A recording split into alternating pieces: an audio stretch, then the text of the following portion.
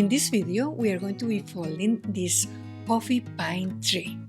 I hope you enjoy it. This is Leila Torres of OrigamiSpirit.com. Visit our website to see our related blog posts and for more creative ideas on how to use origami. This little tree can be made with a piece of paper 6 by 6 inches, 15 by 15 centimeters. It's nice to use a paper with some pattern so that we end up with something like this. The first time you make it, and for the demonstration, it's best to use a bigger piece of paper. Also use solid color paper. In this case, I have darker green, lighter green. We are going to be making a preliminary base. We begin with the color side facing up. And we are going to make a central fold connecting the corners. Unfold, rotate, and repeat. Unfold, turn the paper over, position it like a square, and we're going to make the central fold. Unfold, rotate, repeat. Leave it folded, pick it up in the air by each side, press toward the center, and make sure that two flaps are on one side and two flaps are on the other. This is the open corner and this is the closed corner. We are going to rotate and position it so the closed corner is up. Once we have our preliminary base, we are going to make sure that each flap falls to one side and the other. So each flap falls easily to one side and the other. So we have two flaps on one side and two flaps on the other side. Rotate it so that the open side is to the left. We're going to bring one of the flaps up, find this pocket at the center, insert our fingers, spread, press from the top, and squash. Turn it over and repeat. I'm going to take the flap, the central flap, so that we still have two on the sides.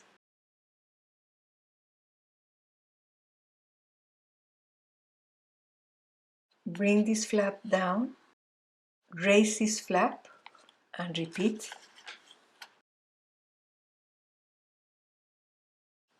Turn this over, bring this flap down, raise this flap, and squash fold.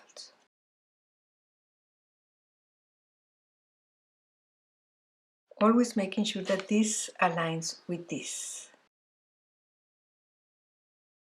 Now we're going to rotate and take one of these small triangular flaps, fold along this edge so that we bring it to the outside.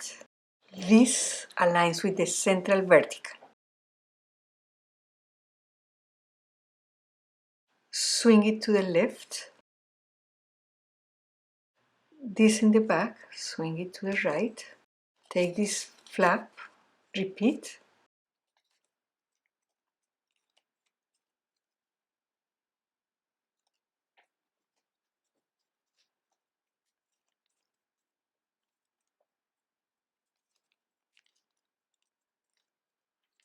At the moment, these flaps are locking the shape in place so that we keep working. If we open like this, we realize that we have a pyramid shape.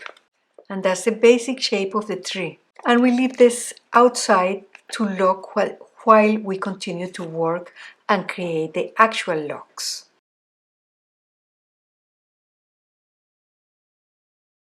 So we are going to look to the inside of this pyramid. We are going to bring the back fold up and reverse that fold. At the moment it's a mountain, now we want it to be a valley, and we place that flap inside. We have this triangle. We are going to create a fold connecting this folded edge with this about here, and that fold is going to be parallel to this inner edge. To do that, we bring this corner to touch this edge.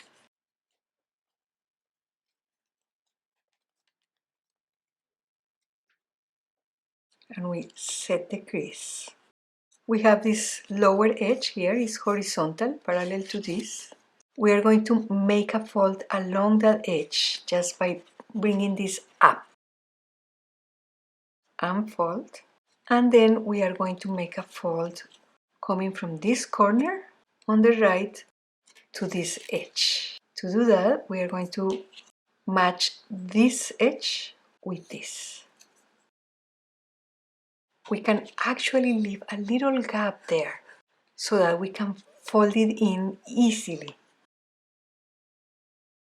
Now we are going to take this little flap, this central flap, and press from the edges so that when we do that, this packet should open. And then we are going to softly insert the small flap into that packet.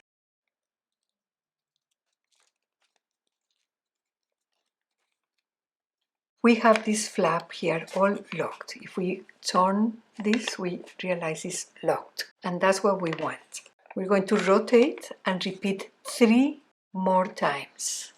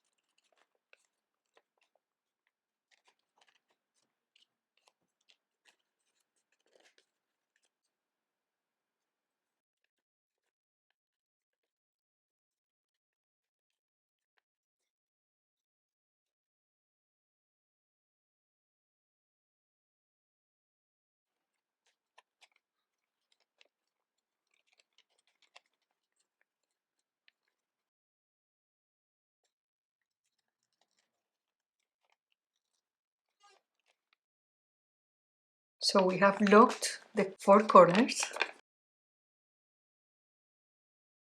and we have these inner flaps, 4 flaps and 4 faces. We are going to pinch and collapse so that we have it like this. At this point, it could be a tree on its own, just like so. But we're going to continue working on it too. So we position 2 flaps on one side and 2 flaps on the other side. And on each one of these faces, we are going to make a fold coming from the lower right corner to the center. We're going to bisect this angle, and then we'll bisect this angle as well. To do that, we're going to bring this edge to align with this. And since we have folds inside, just have to do it carefully.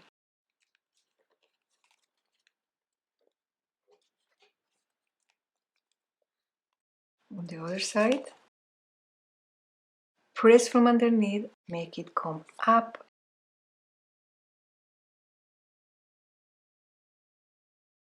And this is what we have. And we're going to repeat 3 more times. We can actually place this back and leave this as pre-folds.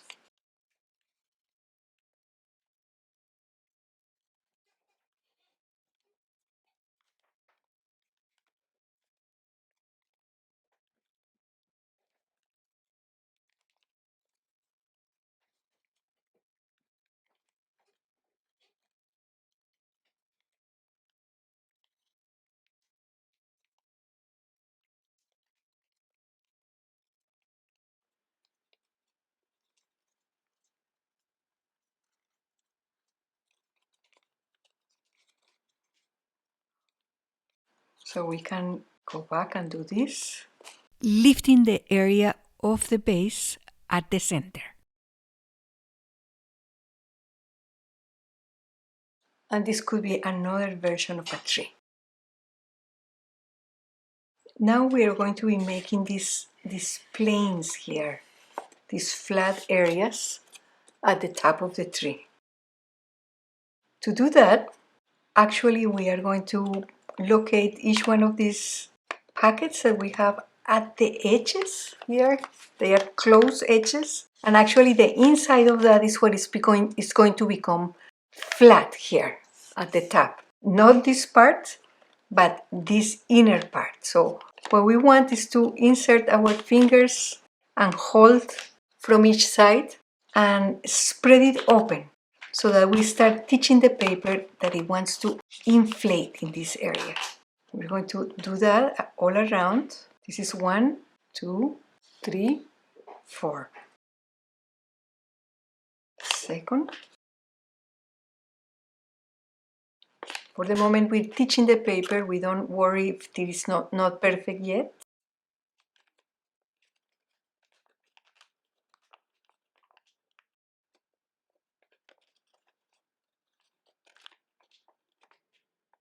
Once we have opened it like this, we start to see the planes here, the flat planes, but we can help from underneath. We can insert our finger and shape each area a little farther. Then we can sharpen these edges with our fingernails.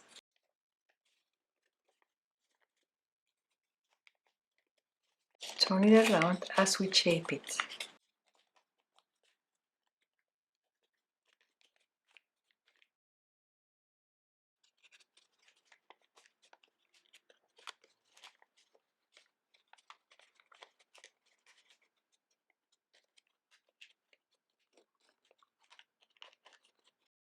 Here we can make a soft fold at the center, like so, straight, or a little bit at an angle, or making a curve.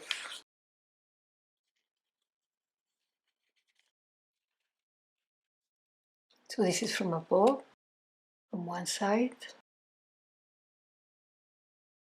from underneath. Look, these locks are very, very strong. Then we can make one of these lucky stars. I usually take one of these pins, insert it through the star,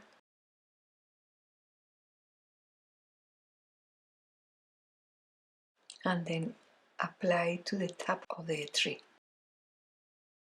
To make a trunk, we can use a piece of paper that is 1/4 of the size of the original square. So the tree was made with a square this size. The trunk will be 1/4 of the size.